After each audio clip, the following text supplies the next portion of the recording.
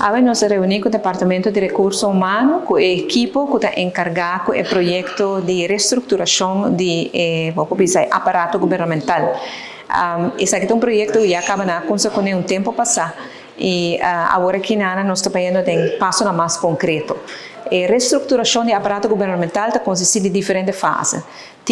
Já acaba rapport geworden, SCIBI, of recomendação assim do PricewaterhouseCoopers de Holanda, de investigação com a HASI, qual é a tarefa que o governo está fazendo, que o governo não me se hace mais, e também qual é a tarefa que o governo está suposto de fazer e não está fazendo agora aqui. E que tem melhor estrutura, como para agrupar a tarefa mais melhor possível dentro do aparato governamental. A base de recomendação de PwC, agora que na DRH, Departamento de Recursos Humanos, está dando contexto local, contexto que nós queremos que é mais realístico e realizável para o Aruba.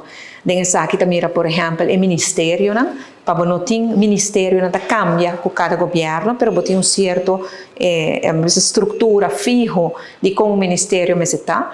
Em todo caso, o que nós chamamos domain, que por exemplo, se você papia de infraestrutura, a cultura departamento na cotinha, porque a infraestrutura queda dentro da família de infraestrutura e não de formação, que você a mim que deu, a mim que deu, então você parte assim, não, você laguele de uma maneira.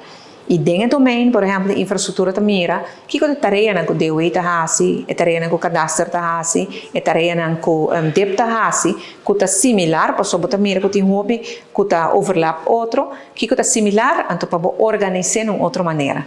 Projeto enormemente grande e a ser conhecido como equipe nova que vai fazer a tarefa aqui. Me se visa que a apresentação está muito interessante e, verdade, é também um contexto mais local e é mais realizável.